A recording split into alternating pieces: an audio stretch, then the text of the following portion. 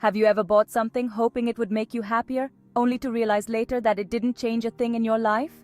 One more sweater in the closet, a new skin cream, a fancier phone. But at the end of the day, do these things really make a difference?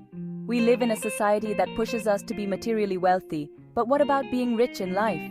We strive to earn more, spend more, and accumulate more, as if the amount of stuff we own reflects our success. But the truth is, money is just a tool, and if we don't know how to use it wisely, it can become a source of stress instead of a path to freedom. Today, I want to share with you 5 minimalist financial habits that have transformed my relationship with money and, more importantly, with my happiness. These habits have not only allowed me to save and invest better, but they've also helped me build a more purposeful life with fewer worries. The first habit is to define how much money you really need. You've probably heard about studies that say happiness increases with money, but only up to a certain point. Some mention figures like $75,000 a year, others say $120,000. But the truth is, each person has their own magic number. I found this out the hard way. At one point, I was so obsessed with earning more that I was sacrificing my free time, family gatherings, and moments of rest.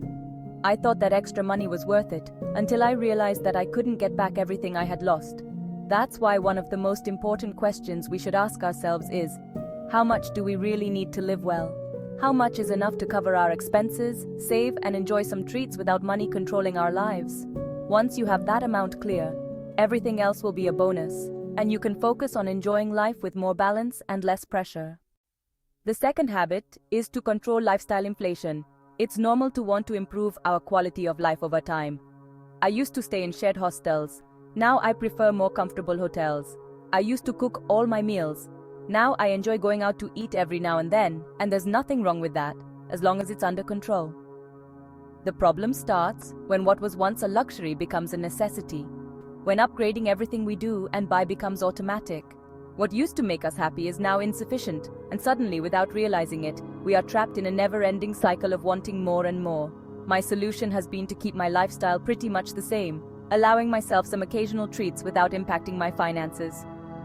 It doesn't mean depriving yourself of everything, but being aware that every spending decision has a long-term impact.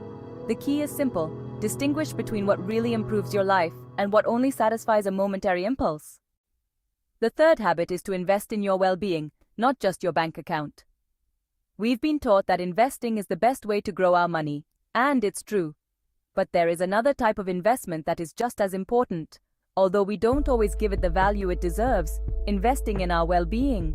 There is no point in accumulating wealth if our health and happiness deteriorate in the process. And I don't mean buying self-care products just because they're trendy. I mean making investments that really impact our quality of life, like buying an ergonomic chair if you work long hours sitting down, or paying for a gym membership if that motivates you to exercise and stay active.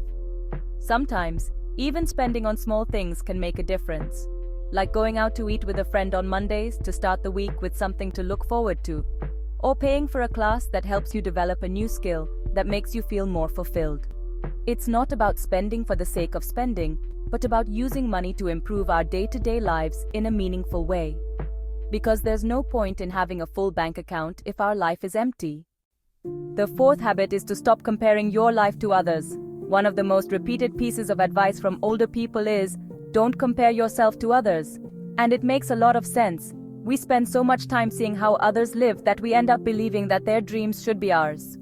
Someone buys a big house and we immediately feel pressured to do the same. Someone else goes on vacation to an exotic destination, and suddenly we feel like we are missing out.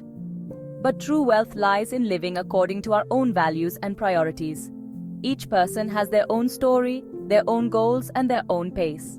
So stop measuring your success with someone else's yardstick. Define what wealth means to you and pursue it with intention.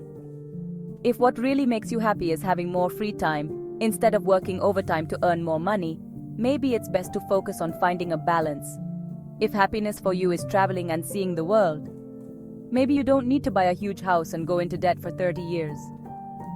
The key is to know what you really want, not what others tell you you should want.